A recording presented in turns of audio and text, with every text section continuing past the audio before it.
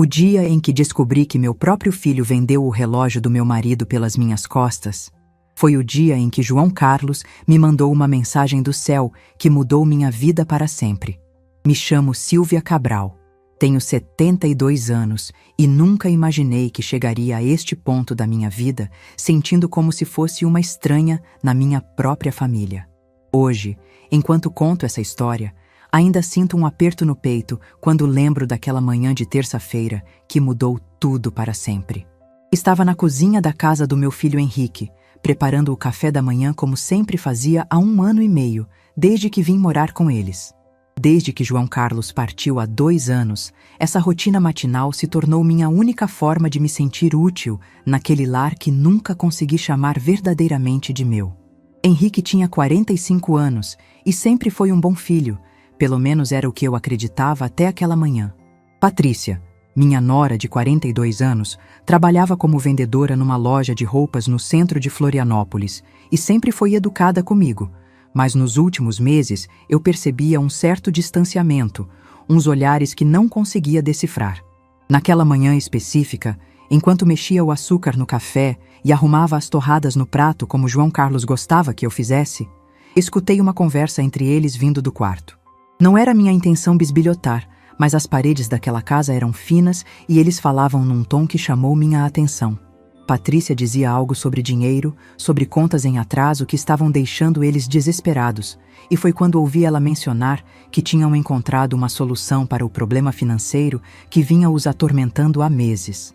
Henrique respondeu baixinho que sim, que era melhor fazer logo antes que eu percebesse alguma coisa. Antes que eu percebesse o quê? Meu coração disparou e fiquei ali parada, com a colher na mão, sentindo um frio na barriga que não conseguia explicar. Então, escutei Patrícia dizer com uma frieza que me gelou os ossos que o relógio do velho valia uma boa quantia e que provavelmente eu nem notaria se sumisse, já que estava ficando meio esquecida mesmo. Nesse exato momento, meu mundo inteiro desabou. Eles estavam falando do relógio de ouro Omega do meu João Carlos, a única coisa de valor real que ele conseguiu me deixar quando partiu dessa vida. Aquele relógio não era apenas uma peça de ouro para mim.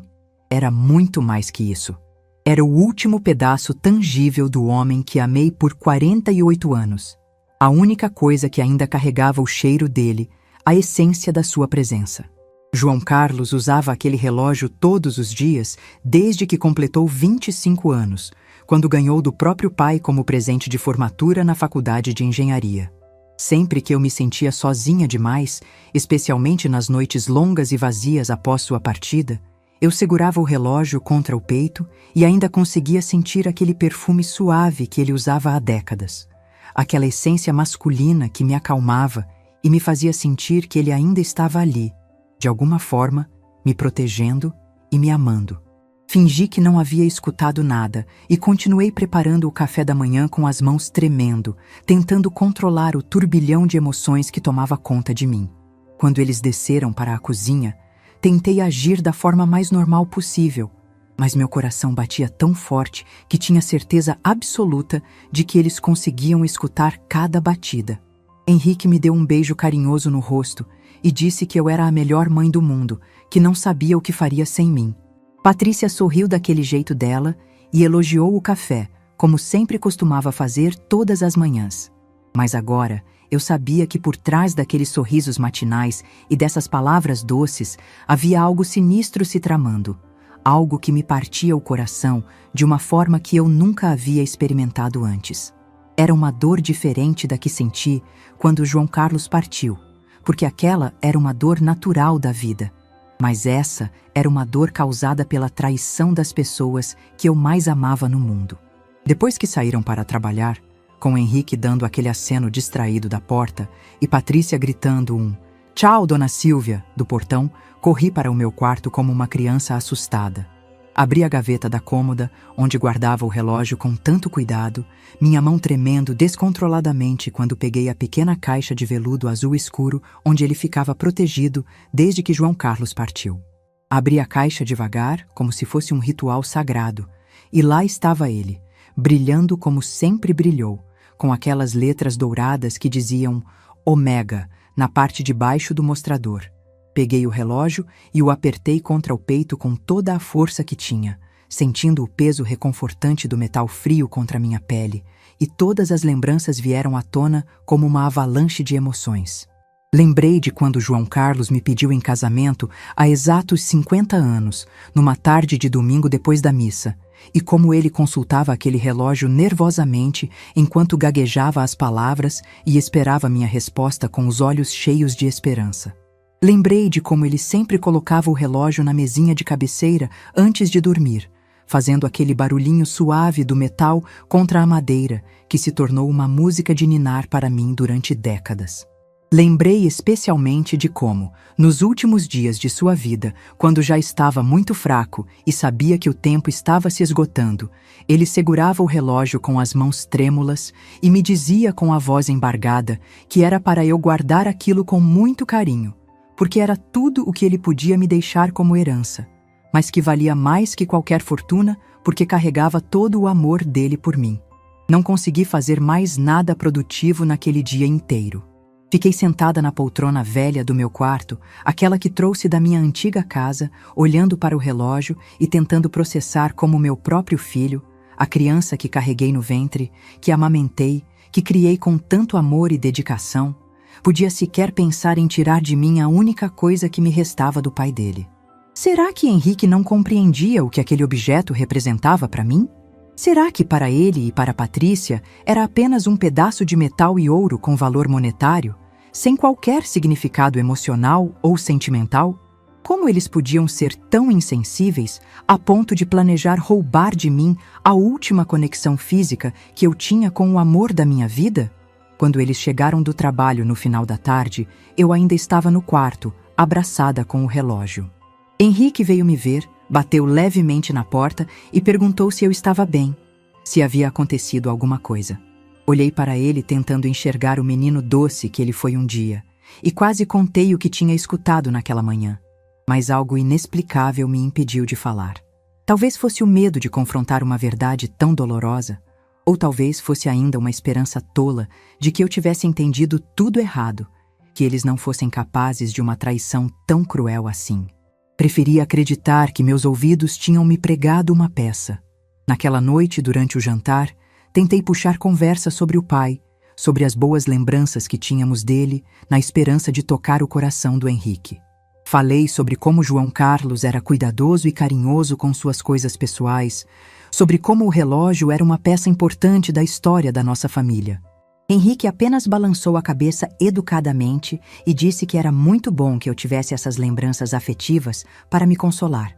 Patrícia concordou com ele, mas eu percebi claramente que ela evitava olhar diretamente nos meus olhos enquanto eu falava. Havia algo ali, uma culpa, um desconforto que ela tentava esconder, mas que era óbvio para mim que a conhecia há tantos anos. Depois do jantar, eles se trancaram no quarto novamente para conversar. Dessa vez, fiquei propositalmente mais perto da porta e consegui escutar melhor o que planejavam. Henrique dizia que seria melhor executar o plano na quinta-feira seguinte, justamente no dia em que eu tinha consulta médica de rotina e ficaria fora de casa a manhã toda.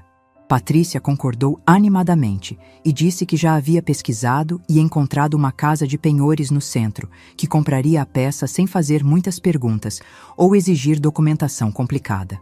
Eles tinham todos os detalhes organizados, cada passo calculado para que eu não percebesse o roubo até que fosse tarde demais.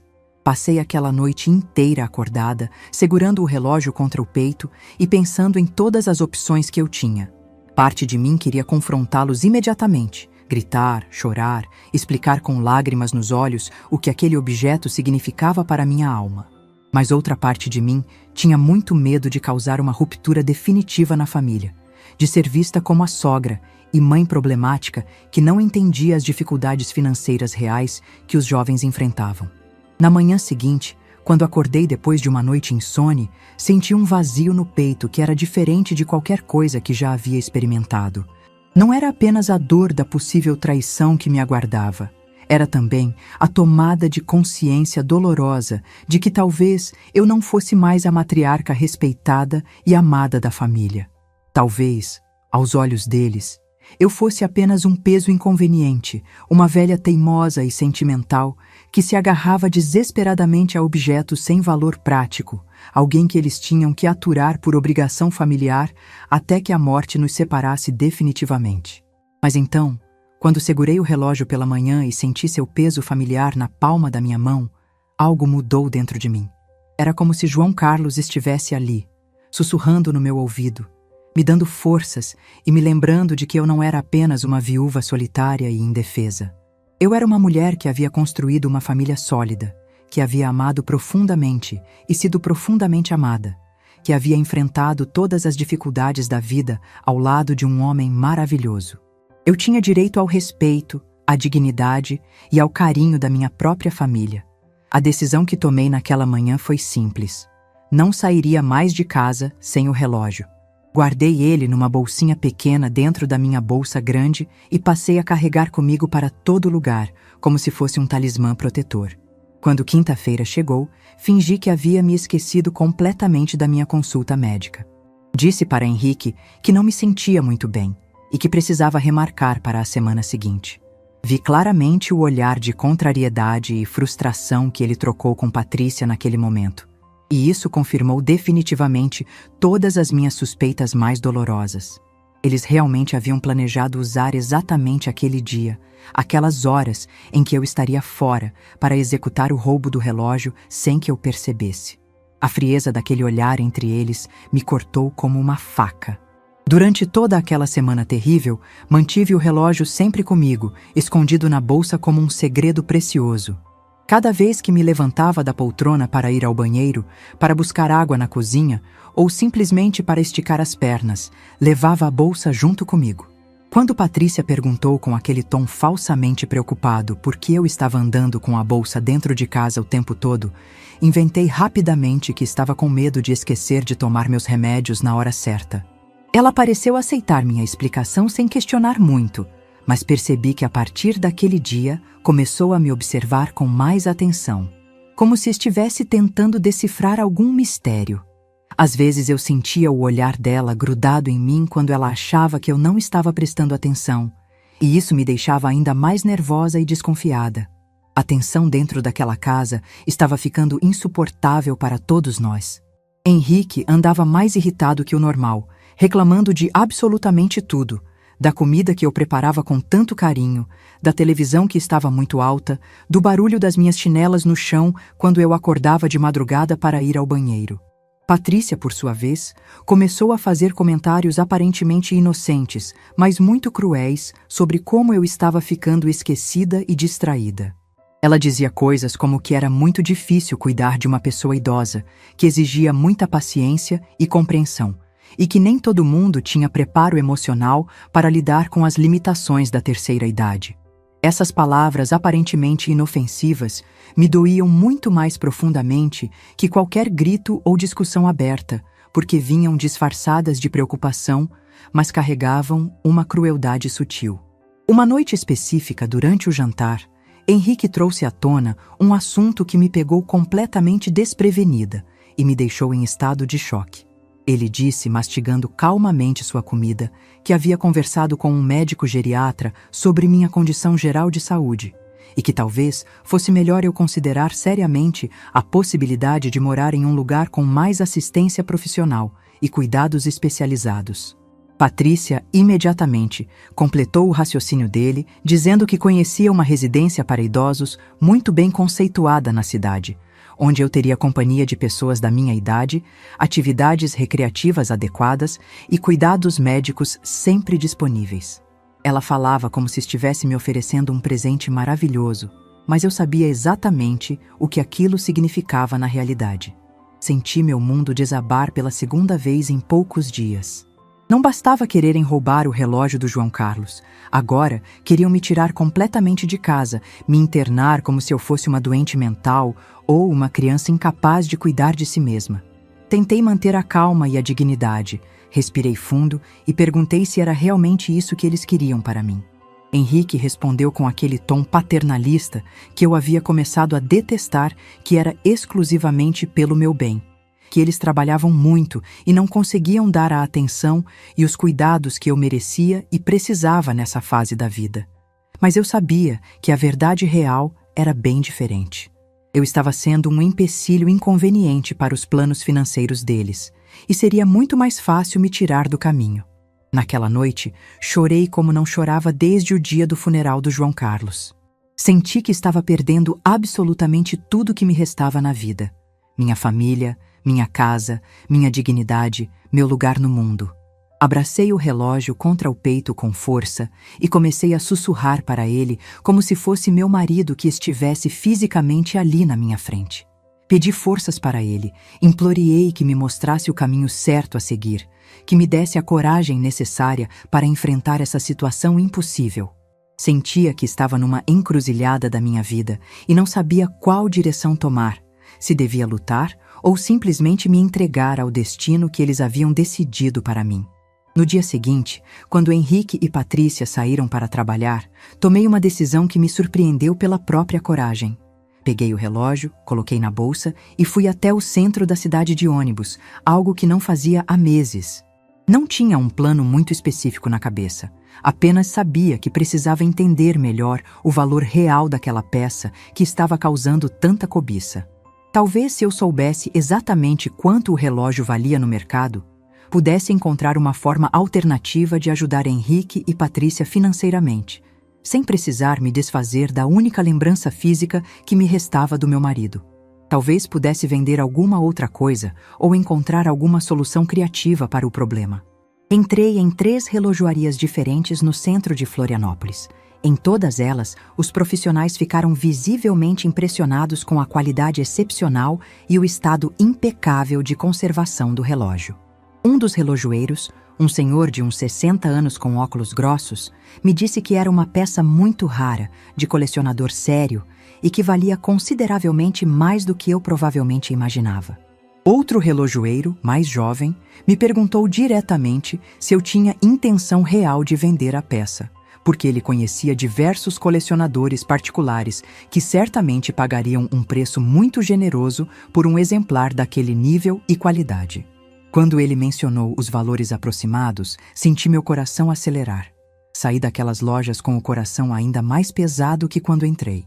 Agora, eu compreendia perfeitamente por que Henrique e Patrícia estavam tão desesperadamente interessados no relógio do João Carlos. Não era apenas meu apego sentimental que eu lutava para preservar. Era também um valor financeiro muito considerável que eles queriam se apropriar sem qualquer consideração pelos meus sentimentos. Quando voltei para casa no final da tarde, encontrei uma surpresa que não esperava. Luísa, minha neta de 16 anos, estava sentada na sala me esperando.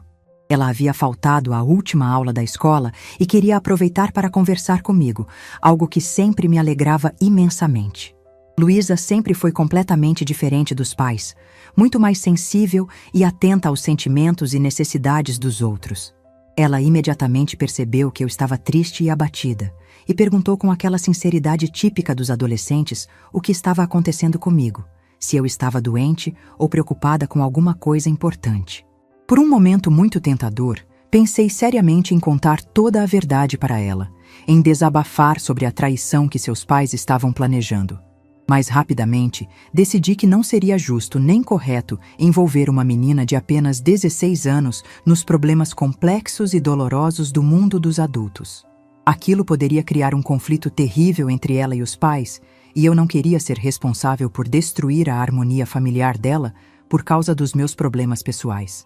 Apenas disse para Luísa que estava passando por um momento emocionalmente difícil, que sentia muita falta do avô e que às vezes a saudade ficava mais intensa e difícil de suportar. Luísa me abraçou com aquela força e carinho genuínos que só os jovens conseguem demonstrar, e disse que também sentia uma falta terrível do avô, especialmente das histórias engraçadas que ele contava sobre o tempo de juventude. Esse abraço inesperado e sincero da minha neta me deu uma força emocional que eu não esperava encontrar. Me fez lembrar de como João Carlos sempre dizia que eu era muito mais forte e corajosa do que eu mesma acreditava, que eu tinha uma resistência e uma determinação que nem eu conhecia completamente. Talvez realmente fosse chegada a hora de descobrir e usar essa coragem escondida. Nos dias que se seguiram, continuei carregando o relógio na bolsa, mas percebi que Henrique e Patrícia estavam ficando cada vez mais nervosos e impacientes. Eles trocavam olhares estranhos quando pensavam que eu não estava vendo e, às vezes, paravam de conversar abruptamente quando eu entrava na sala. Na sexta-feira daquela semana, algo aconteceu que mudou tudo. Eu estava no quintal estendendo algumas roupas no varal quando o telefone fixo da casa tocou. Como Henrique e Patrícia estavam trabalhando, atendi normalmente, pensando que poderia ser algum amigo da família ou alguém oferecendo algum serviço. Do outro lado da linha, ouvi a voz de um senhor mais velho que se apresentou como Sr. Antônio, dono de uma relojoaria no centro da cidade. Ele disse que estava ligando porque havia comprado um relógio Omega de ouro muito bonito e antigo, mas que durante o processo de limpeza e revisão da peça, descobriu algo que o deixou preocupado. Meu coração começou a acelerar quando ele explicou que o casal que vendeu o relógio disse que era herança de família, mas que ele tinha a impressão de que talvez a dona original da peça não soubesse da venda. Sr. Antônio disse que sua consciência não estava tranquila e que gostaria de conversar comigo pessoalmente sobre o assunto. Foi nesse momento que a realidade caiu sobre mim como um balde de água fria. Henrique e Patrícia não estavam planejando roubar o relógio. Eles já haviam feito isso. Enquanto eu carregava nervosamente uma imitação ou outro objeto qualquer na minha bolsa, eles já haviam executado o plano e vendido a única herança que João Carlos me deixou. Com a voz trêmula, perguntei para Sr. Antônio como eram as pessoas que venderam o relógio. Ele descreveu perfeitamente meu filho e minha nora. Disse que eles pareciam estar com pressa e que aceitaram o primeiro preço oferecido sem pechinchar, o que achou estranho para uma peça tão valiosa. Agradeci ao Sr. Antônio e desliguei o telefone com as mãos tremendo. Corri para o meu quarto e abri a gaveta onde guardava o relógio. A caixa de veludo ainda estava lá, mas quando abri, encontrei apenas um relógio comum e barato, que claramente não era o Omega do João Carlos. Eles haviam feito a troca quando eu não estava prestando atenção, provavelmente enquanto eu dormia. Sentei na cama e chorei como nunca havia chorado antes. Não era apenas a perda do relógio que me destroçava, era a descoberta de que meus próprios filhos eram capazes de me trair de forma tão cruel e calculista. Eles haviam roubado a única coisa que me restava do amor da minha vida, e ainda tinham a audácia de continuar vivendo normalmente na minha frente, fingindo que nada havia acontecido. Passei o resto daquela tarde tentando processar a enormidade do que havia descoberto. Meus próprios filhos não apenas haviam planejado me roubar, eles já haviam executado o plano com uma frieza que me deixava sem chão. Quando chegaram do trabalho naquela noite, agiram com uma naturalidade impressionante, como se nada tivesse acontecido, como se não tivessem acabado de me trair da forma mais cruel possível. Decidi que precisava ir até a relojoaria falar pessoalmente com o Sr. Antônio. Na manhã seguinte, depois que Henrique e Patrícia saíram para trabalhar, peguei o ônibus para o centro da cidade. O endereço que ele me deu ficava numa rua antiga, cheia de lojas tradicionais que existiam há décadas. Quando entrei na relojoaria, Sr. Antônio estava atrás do balcão, um senhor de cabelos grisalhos e óculos, com aquele jeito cuidadoso de quem trabalha com peças delicadas há uma vida inteira. Ele me reconheceu imediatamente pela voz e me recebeu com uma gentileza que me tocou profundamente. Disse que estava muito preocupado desde a venda e que sua intuição de relojoeiro experiente raramente o enganava. Quando ele trouxe o relógio do João Carlos de uma caixa forte nos fundos da loja, meu coração quase parou. Ver aquela peça querida nas mãos de um estranho foi como receber um soco no estômago. Senhor, Antônio explicou que tinha mais de 40 anos de experiência no ramo e que algo no comportamento do casal que vendeu o relógio o incomodou desde o primeiro momento. Eles estavam nervosos, com pressa, e aceitaram o primeiro preço oferecido sem questionar, o que era muito estranho para uma peça daquele valor. Além disso, quando ele perguntou sobre a história da peça, eles deram respostas vagas e contraditórias. Mas o que mais me impressionou foi quando o senhor Antônio disse que havia começado o processo de limpeza e revisão do relógio, como sempre fazia com peças antigas, e descobriu algo extraordinário. Ele me mostrou que havia uma pequena engrenagem solta no mecanismo E quando a removeu para investigar, encontrou algo escondido que mudaria minha vida para sempre. Com muito cuidado, ele abriu o fundo do relógio e me mostrou uma pequena chave dourada, muito delicada, que estava cuidadosamente escondida num compartimento secreto do mecanismo. Junto com a chave, havia um pedacinho de papel dobrado, quase microscópico, com a letra do João Carlos. Minha mão tremeu quando peguei aquele papel e li as palavras que meu marido havia escrito. A mensagem era curta, mas clara. Minha querida Silvia, se você está lendo isso, significa que chegou a hora de você descobrir o que preparei para você. A chave abre um cofre no Banco Regional, Agência Centro, cofre número 237. Você sempre foi mais forte do que imaginava. Com todo o meu amor eterno, João Carlos. Sr. Antônio me olhava com uma expressão de espanto e curiosidade respeitosa. Disse que em 40 anos mexendo com relógios antigos, nunca havia encontrado algo assim. Era óbvio que meu marido havia planejado aquilo com muito cuidado e amor. Uma surpresa póstuma preparada especialmente para mim. O relojoeiro disse que se sentia honrado de ter sido o instrumento para que eu descobrisse esse presente do meu marido. Perguntei quanto ele havia pago pelo relógio, e quando ele me disse o valor, senti uma raiva ainda maior de Henrique e Patrícia. Eles haviam vendido por uma fração do valor real da peça, provavelmente porque estavam desesperados ou porque não queriam investigar muito sobre o preço justo. Sr. Antônio, percebendo minha situação, disse que me devolveria o relógio sem cobrar nada, além do que havia pago para o casal. Mas eu recusei. Disse que ele havia sido honesto comigo quando poderia simplesmente ter ficado calado e que merecia ficar com o relógio como pagamento por sua integridade. Porém, pedi se ele poderia me emprestar a chave por alguns dias, até eu resolver a situação no banco. Ele concordou imediatamente e disse que guardaria o relógio até eu decidir o que fazer. Saí da relojoaria com a chave na mão e o coração batendo de uma forma que não sentia há anos. João Carlos havia preparado algo para mim, algo importante o suficiente para esconder numa chave secreta. Fui direto para o Banco Regional, que ficava a poucas quadras dali. Quando expliquei a situação para o gerente, ele me levou até a área dos cofres com uma solenidade quase cerimonial. O cofre 237 era pequeno, mas quando a chave girou na fechadura, senti que estava abrindo uma porta para uma nova vida. Dentro havia uma pasta de couro com documentos e uma carta mais longa do João Carlos. Minha mão tremia tanto que quase não conseguia segurar os papéis. Sentei numa cadeira que o gerente me ofereceu e comecei a ler a carta que mudaria tudo. Minha amada Silvia, começava a carta. Se você está lendo isso, significa que eu já parti e que chegou o momento de você descobrir o que passei anos preparando em segredo.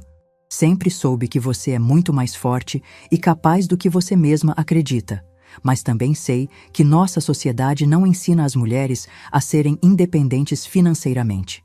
A carta continuava explicando que durante os últimos 10 anos de vida, João Carlos havia secretamente guardado dinheiro numa conta bancária especial em meu nome.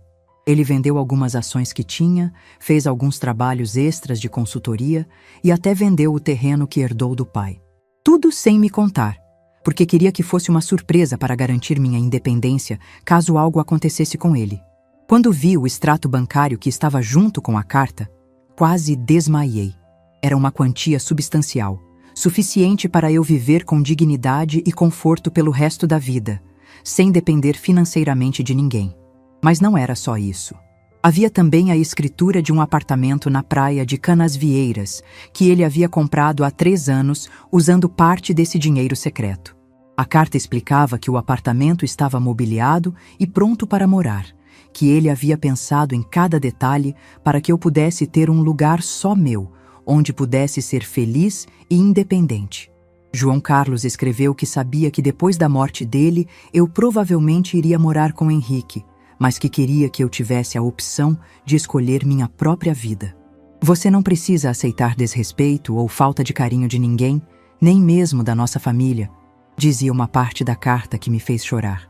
Você merece ser tratada como a rainha que sempre foi para mim. Use esse presente para ser livre e feliz, meu amor. Sentei naquela cadeira do banco e chorei lágrimas de gratidão, de saudade, de amor e também de uma raiva profunda. João Carlos havia pensado em tudo. Havia me dado as ferramentas para ser independente, mas eu havia escolhido ficar numa situação humilhante porque achava que era minha obrigação como mãe e sogra. Ele havia me preparado para a liberdade, mas eu havia escolhido a prisão. O gerente me trouxe um copo de água e disse que poderia ficar o tempo que precisasse. Li a carta inteira mais 2 vezes, examinei todos os documentos, confirmei que tudo estava em meu nome e perfeitamente legal. João Carlos havia sido meticuloso em cada detalhe. Havia pensado em mim até nos últimos momentos de vida. Quando finalmente saí do banco, já era meio da tarde e eu me senti uma pessoa completamente diferente. Não era mais a viúva dependente e frágil que havia entrado ali de manhã. Era uma mulher com recursos, com opções, com poder de escolha. João Carlos havia me dado o maior presente que um marido pode dar para uma esposa: a possibilidade de viver com dignidade e independência. No ônibus de volta para casa, fiquei pensando em como confrontar Henrique e Patrícia. Agora eu sabia que não precisava aceitar a traição deles, não precisava fingir que nada havia acontecido. Eu tinha opções, eu tinha para onde ir, eu tinha como recomeçar minha vida longe daquele ambiente tóxico onde era tratada como um estorvo. Mas também sabia que precisava ser inteligente na forma como lidaria com a situação. Eles haviam me enganado e me roubado, mas eu não queria ser cruel ou vingativa.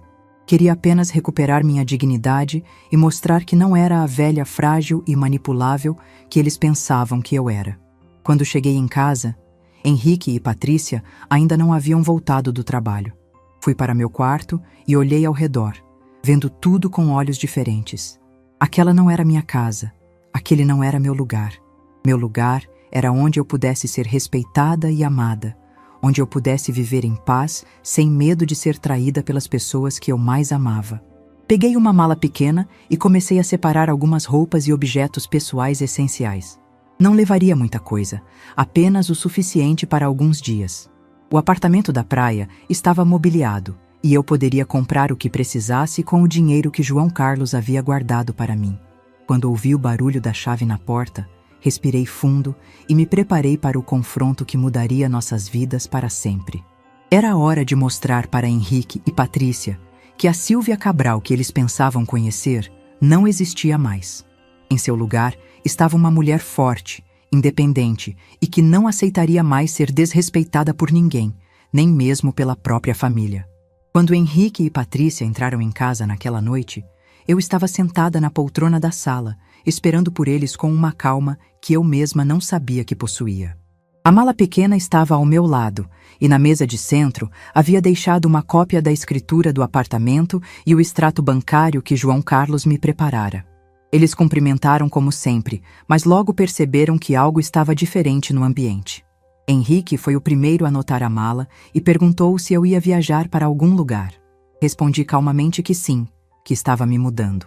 Patrícia riu nervosamente e disse que eu não havia comentado nada sobre uma viagem. Foi então que olhei diretamente nos olhos dos dois e disse que sabia sobre a venda do relógio do João Carlos. O silêncio que se instalou na sala foi ensurdecedor. Vi o sangue sumir do rosto do Henrique e a Patrícia engolir em seco, tentando manter a compostura. Henrique tentou negar. Disse que eu estava confundindo as coisas, que talvez tivesse esquecido onde havia guardado o relógio. Mas eu simplesmente peguei o relógio falso que eles haviam colocado no lugar do original e mostrei para eles. Disse que havia falado com o Sr. Antônio, da relojoaria do centro, e que sabia de todos os detalhes da venda. Contei que sabia exatamente quanto eles receberam pela peça e como haviam agido com pressa e nervosismo durante a transação. Henrique tentou interromper, mas levantei a mão e pedi para ele me deixar terminar de falar. Expliquei que o que mais me doía não era a perda do relógio em si, mas a descoberta de que meus próprios filhos eram capazes de me trair dessa forma. Disse que eles haviam quebrado a confiança mais sagrada que existe, a confiança entre mãe e filho, entre sogra e nora. Patrícia começou a chorar e disse que eles estavam desesperados, que as dívidas estavam sufocando a família. Henrique tentou se justificar dizendo que era só um empréstimo, que eles iam repor o dinheiro assim que a situação financeira melhorasse. Disse que sabiam como o relógio era importante para mim, mas que papai entenderia que a família estava em primeiro lugar. Olhei para meu filho e disse que ele estava enganado. Seu pai jamais entenderia uma traição dessa magnitude. Foi então que peguei os documentos da mesa e mostrei para eles. Expliquei sobre a chave secreta que João Carlos havia escondido no relógio, sobre a conta bancária que ele manteve em segredo durante anos, sobre o apartamento na praia que ele comprou pensando na minha independência. Vi os olhos dele se arregalarem quando viram os valores envolvidos. Henrique ficou em choque quando percebeu que seu pai havia guardado uma fortuna para mim, sem nunca mencionar nada para ele.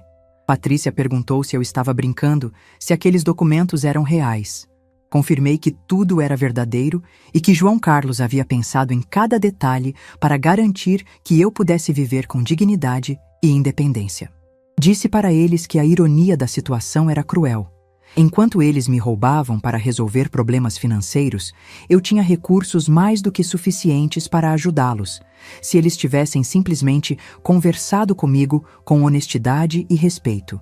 Mas agora, depois da traição, eu havia perdido completamente a confiança na família. Henrique tentou se aproximar e pediu desculpas. Disse que havia cometido um erro terrível e que faria qualquer coisa para consertar a situação. Patrícia chorava e dizia que eles não sabiam sobre a herança, que se soubessem jamais teriam mexido no relógio. Mas eu respondi que o problema não era a ignorância sobre a herança. Era a falta de respeito básico pela minha pessoa e pelos meus sentimentos. Expliquei que durante meses eu havia percebido que eles me viam como um peso, como alguém que atrapalhava a vida deles.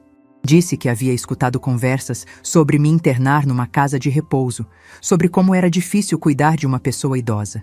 Eles tentaram negar, mas eu os interrompi dizendo que não queria mais mentiras. Levantei da poltrona e peguei minha mala.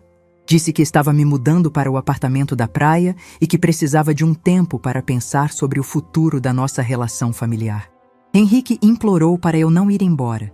Disse que eles precisavam de mim, que a casa não seria a mesma sem minha presença. Mas eu respondi que eles deveriam ter pensado nisso antes de me trair. Patrícia perguntou se eu ia perdoá-los, se havia uma chance de reconstruirmos a relação. Olhei para ela e disse que perdão era uma coisa, mas confiança era outra completamente diferente. Expliquei que eles haviam quebrado algo muito frágil e precioso e que não sabia se seria possível consertar. Antes de sair, disse para eles que não queria vingança, nem queria causar sofrimento. Apenas queria viver em paz, com dignidade, sem medo de ser traída novamente. Disse que se eles realmente se arrependiam, teriam que provar com ações, não apenas com palavras. E que qualquer tentativa de reconstrução da relação teria que ser baseada em respeito mútuo, não em manipulação ou conveniência. Henrique tentou me impedir de sair. Segurou meu braço e disse que eu estava sendo muito radical, que famílias passam por problemas, mas sempre se reconciliam. Olhei para ele e disse que talvez ele estivesse certo, mas que reconciliação verdadeira só acontece quando há arrependimento sincero e mudança real de comportamento. Chamei um táxi pelo telefone e esperei na sala em silêncio enquanto eles tentavam me convencer a ficar. Patrícia disse que eles devolveriam cada centavo que receberam pela venda do relógio, que fariam qualquer sacrifício necessário. Respondi que o dinheiro não era o problema principal, era a quebra de confiança e o desrespeito que eles haviam demonstrado. Quando o táxi chegou, peguei minha mala e me dirigi para a porta. Henrique me seguiu e perguntou se eu ia manter contato, se pelo menos ia ligar para dar notícias. Disse que precisava de tempo para curar as feridas que eles haviam causado, mas que não estava cortando relações definitivamente. Na porta, me virei e disse algo que havia guardado no coração durante meses, que eles haviam me tratado como se eu fosse um objeto descartável, como se minha idade significasse que eu não merecia respeito ou consideração. Disse que João Carlos havia me ensinado que toda pessoa, independente da idade, merece dignidade e amor. O táxi me levou direto para Canasvieiras. Durante o trajeto, olhei pela janela as luzes da cidade e senti uma mistura de tristeza e alívio. Estava deixando para trás não apenas uma casa, mas uma versão de mim mesma que aceitava ser desrespeitada por amor à família. A Silvia que entrava naquele táxi era diferente da que havia saído de manhã para a relojoaria. Quando chegamos ao apartamento, peguei as chaves que estavam num envelope no banco e abri a porta do meu novo lar. João Carlos havia pensado em tudo. O apartamento estava impecavelmente limpo, com móveis confortáveis, roupa de cama cheirosa, até mesmo mantimentos básicos na geladeira. Havia um bilhete dele colado na porta da geladeira. Bem-vinda ao seu recomeço, meu amor. Sentei no sofá da sala e olhei pela janela que dava direto para o mar. Era uma vista linda, pacífica, muito diferente da tensão constante que eu vivia na casa do Henrique. Pela primeira vez em 2 anos, desde a morte do João Carlos, senti que estava verdadeiramente em casa. Naquela primeira noite no apartamento, não consegui dormir muito. Ficava pensando em como as coisas haviam mudado tão rapidamente e como Deus havia usado até mesmo a traição dos meus filhos para me mostrar a verdade no momento certo. Se eles não tivessem vendido o relógio, eu provavelmente passaria anos, talvez o resto da vida, sem descobrir sobre a herança que João Carlos havia preparado para mim. Era como se Deus tivesse permitido que a maldade deles se transformasse em bênção para mim. A traição que deveria me destruir acabou sendo o instrumento divino para minha libertação. Senhor, Antônio disse que sua consciência o incomodou e por isso me ligou, mas eu sabia que foi Deus quem tocou o coração daquele homem bom para me procurar. Pensei em como João Carlos sempre dizia que Deus escreve certo por linhas tortas, que às vezes o que parece ser nossa ruína se transforma em nossa salvação. A venda do relógio que me causou tanta dor foi exatamente o que precisava acontecer para eu descobrir que não era uma viúva desamparada, mas uma mulher com recursos e opções. De manhã, eu era uma viúva dependente e traída. À noite, eu era uma mulher independente e dona do seu destino. João Carlos havia me dado muito mais que dinheiro e um apartamento. Ele havia me dado a possibilidade de redescobrir quem eu realmente era. E Deus havia escolhido o momento perfeito para essa revelação. Sabia que os próximos dias seriam difíceis, que teria que aprender a viver sozinha novamente, que teria que decidir como lidar com a situação familiar. Mas pela primeira vez em muito tempo, sentia que tinha controle sobre minha própria vida. E isso, descobri naquela noite, não tinha preço. Os primeiros dias no apartamento da praia foram uma mistura de solidão e descoberta. Acordava todas as manhãs com o som das ondas do mar e uma sensação estranha de liberdade que demorei alguns dias para reconhecer. Era a ausência do medo. Medo de ser julgada, de incomodar, de não ser querida. Pela primeira vez em anos, podia ser simplesmente eu mesma, sem precisar agradar ninguém ou justificar minha existência. Na primeira semana, Henrique ligou todos os dias. As ligações sempre começavam da mesma forma. Ele perguntava como eu estava, se precisava de alguma coisa, se estava se alimentando direito. Nas primeiras conversas, eu respondia educadamente, mas sem dar muitos detalhes. Ainda estava processando tudo o que havia acontecido e não sabia bem como me sentia em relação a eles. Patrícia também ligou algumas vezes, sempre chorando, pedindo desculpas e dizendo que sentia muito minha falta. Dizia que a casa estava vazia sem mim, que eles haviam percebido o quanto eu era importante para a família. Escutava tudo em silêncio, sem raiva, mas também sem pressa de perdoar. Sabia que palavras eram fáceis de dizer, mas mudanças reais de comportamento levavam tempo para acontecer. A segunda semana trouxe uma surpresa inesperada. Luísa apareceu na minha porta numa tarde de sábado, com uma mochila nas costas e lágrimas nos olhos. Disse que havia brigado com os pais e que queria ficar comigo por alguns dias. Quando perguntei sobre o que havia sido a briga, ela me contou que tinha descoberto sobre a venda do relógio e confrontado Henrique e Patrícia. Minha neta disse que se sentia envergonhada dos pais, que não conseguia acreditar que eles fossem capazes de fazer uma coisa daquelas comigo. Abracei Luísa e expliquei que ela não tinha culpa dos erros dos adultos, que o amor entre nós continuava o mesmo independente do que havia acontecido. Deixei ela ficar no apartamento por 3 dias e foi maravilhoso ter a companhia dela. Durante esses dias com Luísa, percebi como era diferente ser querida de verdade, sem interesse ou obrigação. Minha neta me procurava porque realmente gostava da minha companhia, porque se sentia bem ao meu lado. Conversávamos sobre tudo. Sobre o avô, sobre seus sonhos de estudar veterinária, sobre os livros que ela estava lendo. Era um amor puro, sem complicações. No final da segunda semana, Sr. Antônio me ligou dizendo que queria me devolver o relógio. Expliquei que ele poderia ficar com a peça, como agradecimento por sua honestidade. Mas ele insistiu que aquilo não estava certo.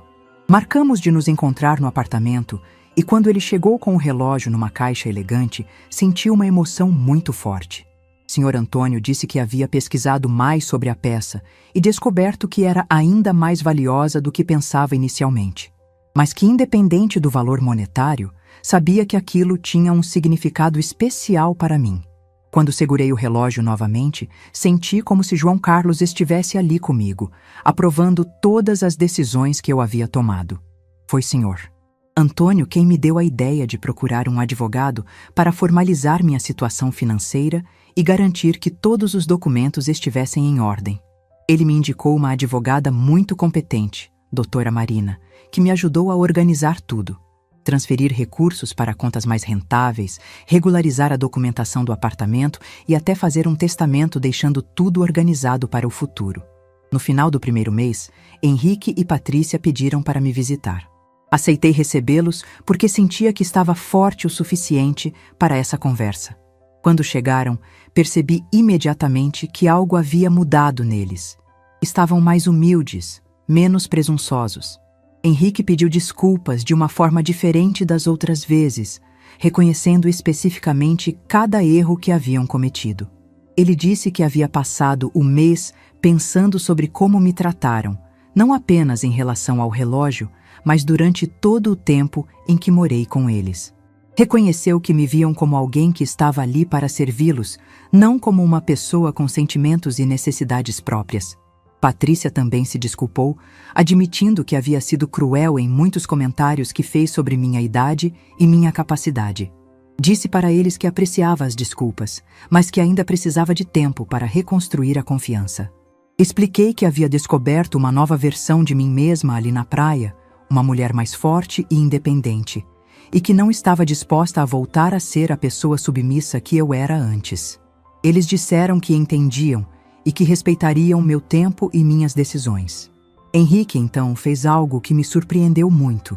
Devolveu todo o dinheiro que havia recebido pela venda do relógio, mesmo eu não tendo pedido isso. Disse que ele e Patrícia haviam trabalhado horas extras durante o mês inteiro para conseguir juntar a quantia. Recusei o dinheiro, dizendo que eles podiam ficar com ele, mas que me devolvessem algo muito mais importante: o respeito. A partir daquela conversa, nossa relação começou a se reconstruir sobre bases completamente diferentes.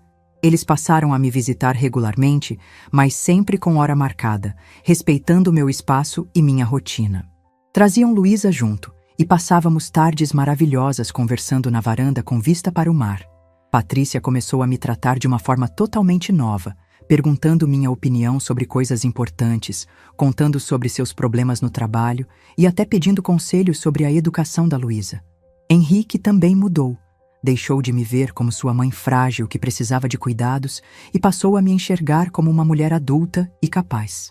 O que mais me impressionou foi descobrir que eles começaram a contar para outras pessoas sobre minha independência com orgulho, não com vergonha.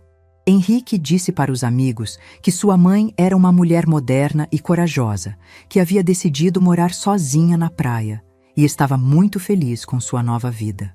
Durante os meses que se seguiram, criei uma rotina que me trazia muita paz.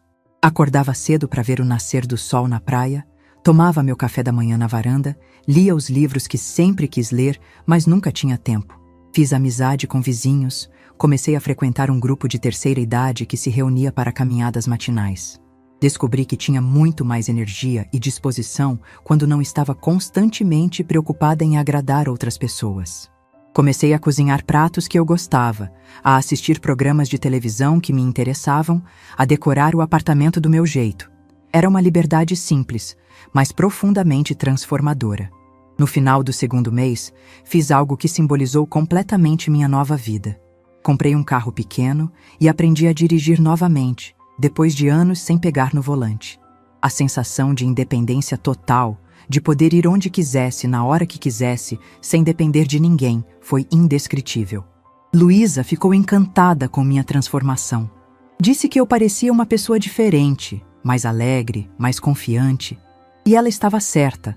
Havia descoberto que a velhice não precisava ser sinônimo de dependência ou invisibilidade. Podia ser uma fase de liberdade, de autoconhecimento, de realização pessoal. João Carlos havia me dado muito mais que recursos financeiros. Ele havia me dado a chance de descobrir quem eu realmente era quando não precisava viver para agradar outras pessoas. Havia me dado a oportunidade de ser amada pelo que eu era, não pelo que eu fazia pelos outros. Hoje, quando olho para trás, vejo que aquela traição dolorosa foi, na verdade, o melhor presente que Henrique e Patrícia poderiam ter me dado, mesmo sem saber.